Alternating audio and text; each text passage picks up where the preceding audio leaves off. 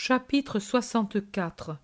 Jésus à Tibériade cherche Jonatas dans la maison de Chouza. Je vois la belle cité de Tibériade toute neuve. Qu'elle soit neuve et riche, tout son ensemble me l'indique. Elle suit un plan plus ordonné que toute autre ville de Palestine et présente un ensemble harmonieux et organisé que n'offre pas même Jérusalem. Des belles avenues, rues droites, pourvues déjà d'un système d'égouts pour empêcher la stagnation des eaux et l'accumulation des ordures dans les rues, des vastes places ornées de fontaines avec de magnifiques bassins de marbre, palais déjà bien dégagés dans le style de Rome avec des portiques aérés. Par certaines portes cochères ouvertes à cette heure matinale, l'œil aperçoit d'amples vestibules, des péristyles de marbre ornés de tentures précieuses, garnis de sièges, de petites tables. Presque tous ont au centre une cour pavée de marbre avec fontaines et jets d'eau et vasques de marbre garnis de plantes en fleurs. En somme, c'est une imitation de l'architecture de Rome assez bien reproduite et richement imitée. Les plus belles maisons sont dans les rues qui avoisinent le lac. Les trois premières, parallèles à la côte, sont vraiment seigneuriales. La première, le long d'une avenue qui suit la douce courbure du lac, est tout à fait splendide. La dernière partie est une suite de villas qui ont leur façade principale sur la rue qui passe par derrière, et vers le lac, elles ont de riches jardins qui descendent au point d'être caressés par les eaux. Presque toutes ont un petit port où se trouvent des bateaux pour les promenades avec des baldaquins précieux et des sièges de couleur pourpre. Jésus semble être descendu de la barque de Pierre, non pas dans le port de Tibériade, mais dans quelque autre endroit, peut-être des faubourgs, et s'avance par une avenue le long du lac. Pierre demande « Tu n'as jamais été à Tibériade, maître ?» « Jamais. »« Eh, l'Antipas a bien fait les choses, et en grand, pour flatter Tibère. C'est un bien vendu, celui-là. » On dirait une cité de repos plutôt qu'une ville de commerce. Les commerces sont de l'autre côté, mais elle a aussi beaucoup de commerces. Elle est riche. Ces maisons-là, palestiniennes? Oui et non. Beaucoup appartiennent aux Romains, mais beaucoup, et oui, bien que pleines de statues et pareilles bagatelles, sont aux Hébreux. Pierre soupire et murmure. S'ils ne nous avaient enlevé que l'indépendance, mais ils nous ont enlevé la foi. Nous sommes en train de devenir plus païens qu'eux. Ce n'est pas de leur faute, Pierre. Eux ont leurs habitudes, et ils ne nous forcent pas à les prendre. Mais c'est nous qui voulons la corruption, par intérêt, pour suivre la mode, par servilisme. Tu dis bien, mais le premier à le faire, c'est le tétrarque. Le berger Joseph dit « Maître, nous sommes arrivés. C'est la maison de l'intendant d'Hérode. » Ils sont arrêtés à l'extrémité de l'avenue où il y a un carrefour à partir duquel l'avenue devient la seconde des rues alors que les villas restent entre elles et le lac. La maison qu'il indique est la première, tout entourée d'un jardin fleuri. Les parfums et les parterres de jasmin et de roses s'étendent jusqu'au lac. « C'est ici qu'habite Jonatas ?»« C'est ici que l'on m'a dit. C'est l'intendant de l'intendant, et il est bien tombé. Chouza n'est pas mauvais, et il sait reconnaître les mérites de son intendant. C'est un des rares de la cour qui soit honnête. Dois-je l'appeler ?» Va. Joseph va au grand portail et frappe. Le portier accourt. Ils parlent entre eux. Je vois que Joseph fait une moue de désappointement. Le portier sort sa tête grise, regarde Jésus, et puis demande une chose sur laquelle Joseph est d'accord. Ils parlent encore entre eux. Puis Joseph vient trouver Jésus, qui attend patiemment à l'ombre d'un arbre. « Jonatas n'est pas ici, il est sur le haut Liban. Il est allé conduire dans un air frais et pur Jeanne de Chouza, très malade. Le serviteur dit que c'est lui qui est allé parce que Chouza est à la cour et n'en peut sortir depuis le scandale de la fuite de Jean le Baptiste. L'état de la malade s'aggravait et le médecin disait qu'ici elle serait morte. Cependant, le serviteur dit de rentrer pour te reposer. Jonatas a parlé du Messie enfant, et même ici, tu es connu de nom et attendu. Allons. Le groupe bouge. Le portier, qui a jeté un coup d'œil, voit et appelle d'autres serviteurs.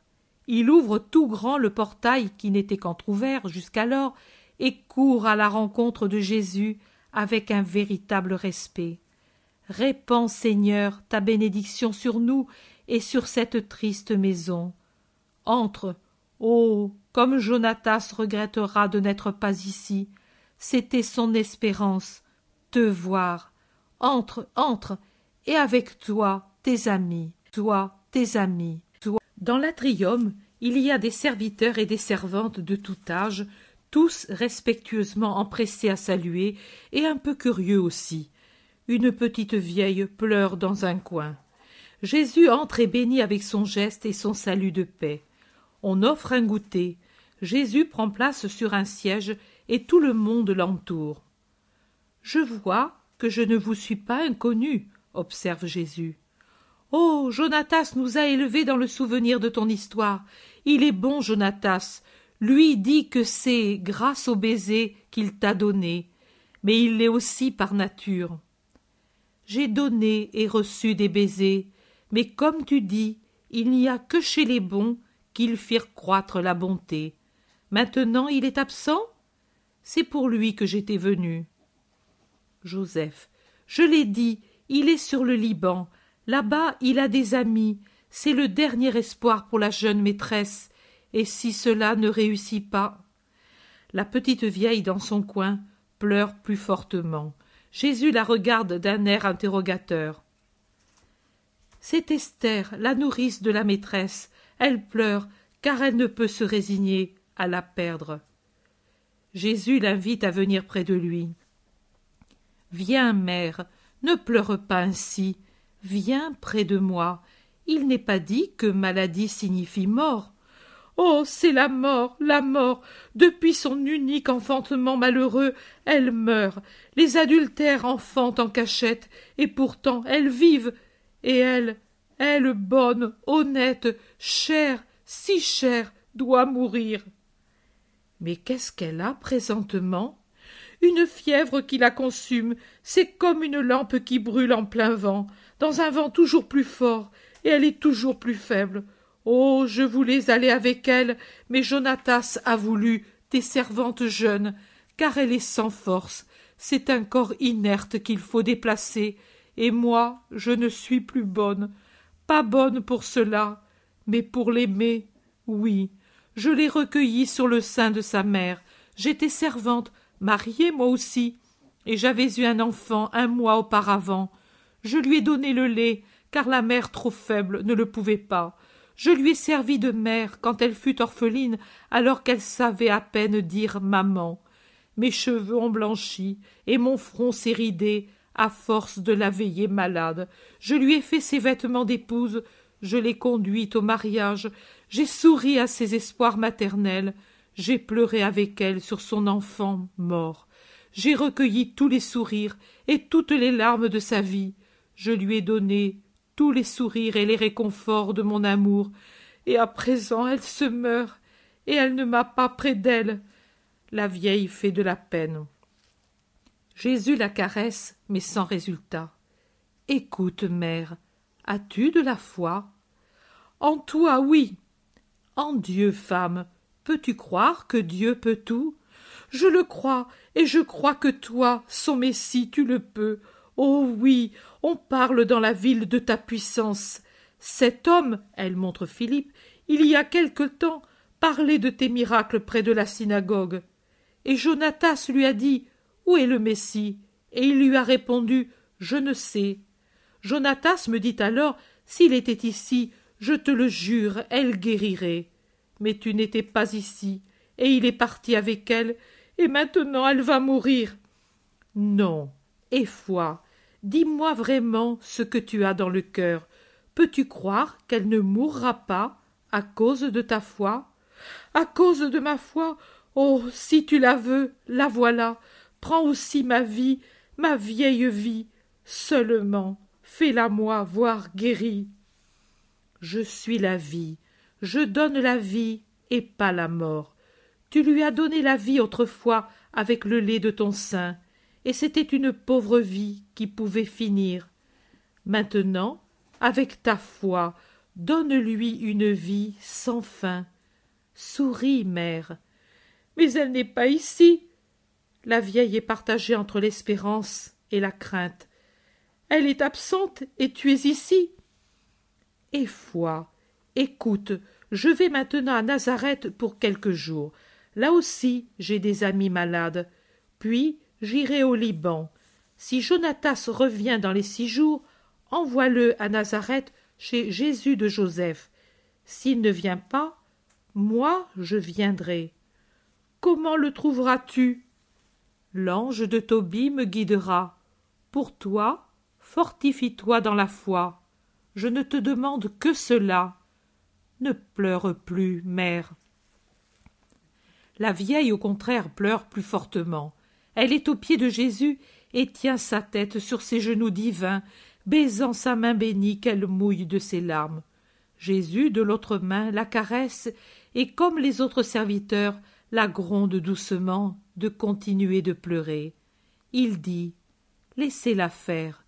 Maintenant ce sont des pleurs de soulagement. Cela lui fait du bien. Êtes-vous tous contents que la maîtresse puisse recouvrer la santé? Oh, elle est si bonne, une telle maîtresse est une amie, et on l'aime, nous l'aimons, crois-le. Je lis dans vos cœurs, vous aussi, soyez meilleurs. Je pars, je ne puis attendre. La barque est là, je vous bénis. Reviens, maître, reviens encore. Je reviendrai plusieurs fois. Adieu, la paix à cette maison et à vous tous. Jésus sort avec les siens, accompagné des serviteurs qui l'acclament. Tu es plus connu ici qu'à Nazareth, observe tristement le cousin Jacques. Cette maison est préparée par quelqu'un qui a eu foi dans le Messie. Pour Nazareth, je suis le menuisier. Rien de plus.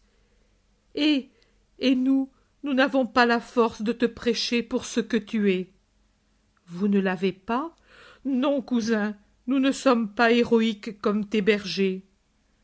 Tu le crois, Jacques? Jésus sourit en regardant son cousin qui ressemble si bien à son père putatif, qui a comme lui les yeux et les cheveux châtains et le visage légèrement brun, tandis que Jude a un visage pâle, encadré dans une barbe très noire et des cheveux frisés, avec des yeux d'un azur qui tirent sur le violet et qui rappellent vaguement ceux de Jésus. Eh bien, je te dis que tu ne te connais pas. Toi et Jude, vous êtes deux forts. Les cousins secouent la tête. Vous verrez que je ne me trompe pas. Nous allons vraiment à Nazareth? Oui, je veux parler à ma mère et faire encore une autre chose. Qui veut venir, qu'il vienne. Tous veulent venir. Les plus contents sont les cousins. C'est pour le père et la mère, comprends-tu? Je comprends. Nous passerons par Cana, et puis nous irons là. Par Cana? Alors nous irons chez Suzanne. Elle nous donnera des œufs et des fruits pour le père, Jacques. Et assurément aussi de son bon miel, il aime tant. Et puis ça le nourrit. Pauvre père, il souffre tant, c'est comme une plante déracinée qui sent que la vie lui échappe, et il ne voudrait pas mourir. Jacques regarde Jésus en une muette prière, mais Jésus ne paraît pas le voir. Joseph aussi a eu une mort douloureuse? Oui, répond Jésus, mais il souffrait moins, car il était résigné. Et puis il t'avait, toi. Alphée aussi pourrait m'avoir. Les cousins soupirent, affligés, et tout se termine.